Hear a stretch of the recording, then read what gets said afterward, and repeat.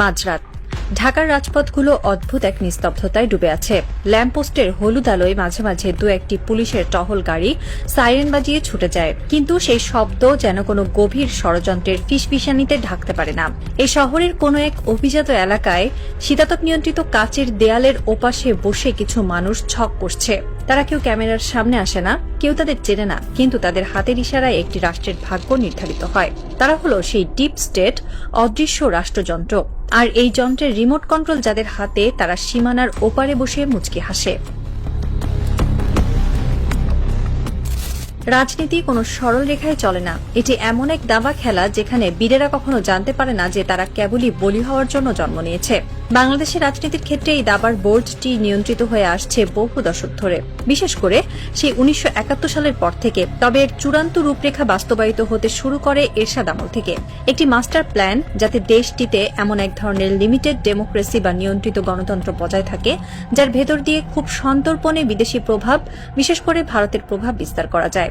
বলা হয়ে থাকে, তুমি যদি তোমার প্রতিবেশীকে খুশি রাখতে না পারো তবে তোমার ধ্বংস অনিবার্য। এই একটি মন্ত্র বাংলাদেশের রাজনীতিতে গেঁথে দেওয়া হয়েছে অত্যন্ত সুনিপুণভাবে। তুমি ভারত বিরোধী, তাহলে তোমার রাজনৈতিক ক্যারিয়ারের সমাপ্তি এখানে। আর এই প্রভাব বিস্তারের মাধ্যমগুলো শুধু রাজনৈতিক চাপেই সীমাবদ্ধ থাকেনি। দিনের পর দিন, বছরের পর বছর ধরে টাকা, নারী, গাড়ি বাড়ি কিংবা হানি ট্র্যাপের মতো ব্ল্যাকমেইলিং টুলস ব্যবহার করে দেশের শীর্ষস্থানীয় রাজনীতিকদের কিনে নেওয়া হয়েছে।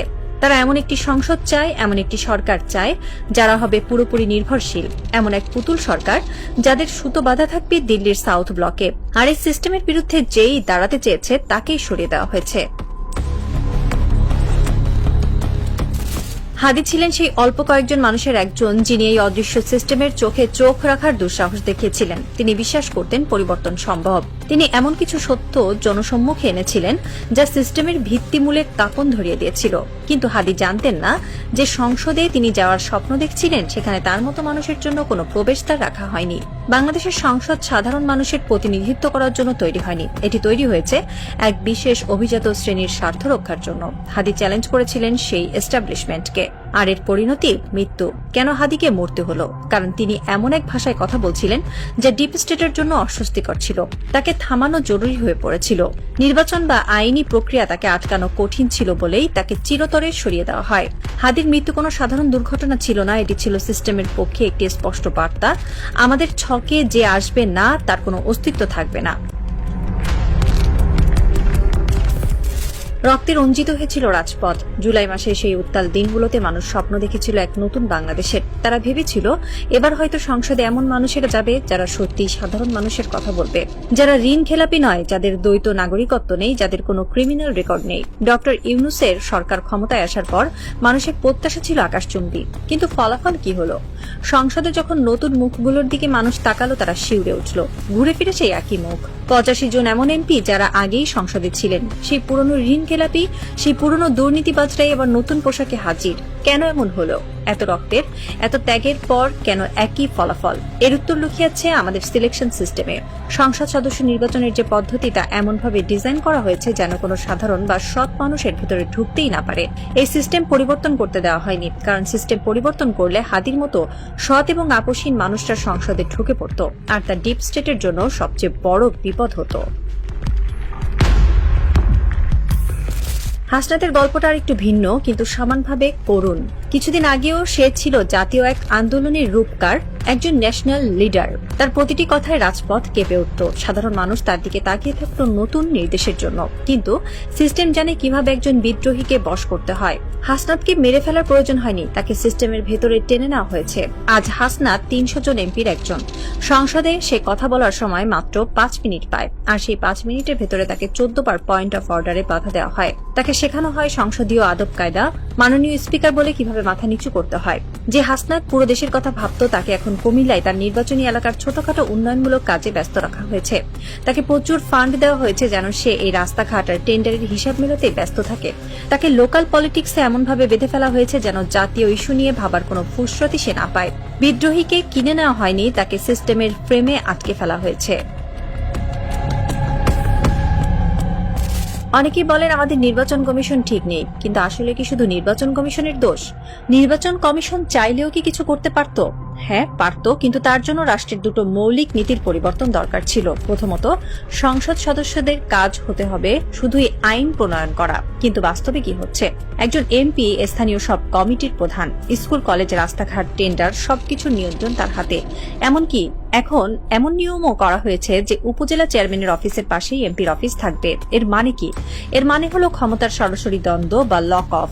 একজন এমপি যখন উপজেলা চেয়ারম্যানের পাশে এসে বসবেন তখন তার অফিসের জৌলুস অবশ্যই বেশি হবে।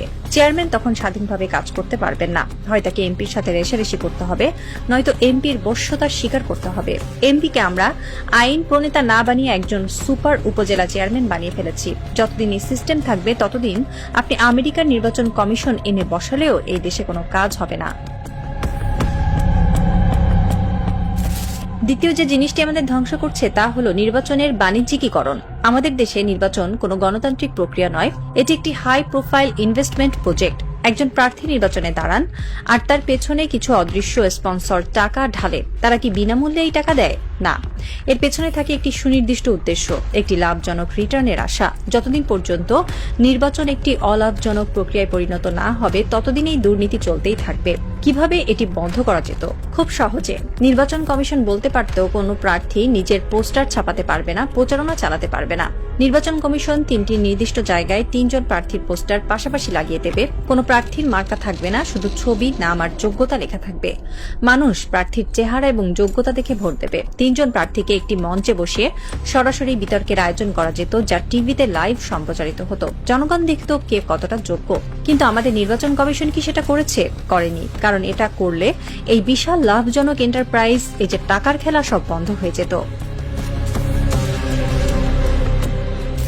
সবশেষে ফিরে আসি সেই অদৃশ্য শক্তির কাছে। এই যে সিস্টেম, এই যে বন্দোবস্ত, এগুলো কারা টিকিয়ে রাখছে? যখনই কেউ এই সিস্টেমের বিরুদ্ধে যায়, যখনই কেউ হাদি টাইপ হয়ে যায়, তাকে সরিয়ে দেওয়া হয়। যখন কোনো হাসনাত বিদ্রোহী হয়, তাকে সংসদে বসিয়ে লোকাল ফান্ডের জালে আটকে দেওয়া হয়। ভারত বা আন্তর্জাতিক ভূ রাজনীতির সাথে আমাদের লোকাল পলিটিক্সের এক অদ্ভুত নিখুঁত ব্লেন্ডিং তৈরি হয়েছে। তারা জানে সরকার যেই আসুক না কেন, সিস্টেম তাদের হাতেই থাকবে। কারণ সরকার বদলায়, কিন্তু অ্যালাইনমেন্ট বদলায় না। রাতের ঢাকা শহর এখনো নিশ্চুপ। সেই শীতাতপ নিয়ন্ত্রিত ঘরের ভেতরে সিগার আর দামি মদের ধোয়ার ভেতর দিয়ে আরেকটি মাস্টার প্ল্যান রচিত হচ্ছে। আগামী নির্বাচনের ব্লুপ্রিন্ট, আগামী 5 বছরের জন্য নতুন কোনো হাসনাতের পতন কিংবা নতুন কোনো হাদির মৃত্যুর পরোয়ানা। বাইরে সাধারণ মানুষ ঘুমিয়ে আছে। তারা সকালে উঠে পত্রিকার পাতা খুলবে, টিভির খবরে দেখবে নতুন কোনো মন্ত্রীর শপথ গ্রহণ। তারা ভাববে দেশ বদলে যাচ্ছে, নতুন সূর্য উঠছে। কিন্তু তারা জানে না এই সূর্যের আলো আসল নয়, এটি একটি মেকি আলো, যা শুধুমাত্র সেই অদৃশ্য প্রভুদের ইশারাতেই জ্বলে আর নেভে। রাষ্ট্রের রন্ধ্রে রন্ধ্রে ঢুকে থাকা ডিপ স্টেট জানে বিপ্লব আসে, বিপ্লব যায়, কিন্তু ক্ষমতার আসল চাবিকাঠি কখনোই হাত বদল হয় না। হয়তো কোনো এক বৃষ্টি স্নাত রাতে নতুন কোনো হাদি আবার জন্ম নেবে এই শহরে। হয়তো সে আবারও চ্যালেঞ্জ করবে এই সিস্টেমকে, কিন্তু তার পরিণতি কি হবে? আরো একটি লাশ, নাকি এবার সে সিস্টেমকে ভাঙতে পারবে? সেই উত্তরের অপেক্ষায় প্রহর গুনছে একটি রাষ্ট্র। তবে ছায়াদের খেলায় শেষ চালটা সবসময় অন্ধকারেরই হয়, কারণ তারা কেবল সরকার বদলায় না, তারা দেশ চালায়। আর এই রাজনৈতিক থ্রিলারের ক্লাইম্যাক্সে সাধারণ মানুষ কেবলই এক বোকা দর্শক, যারা পর্দার পেছনের আসল ভিলেনকে কখনোই দেখতে পায় না।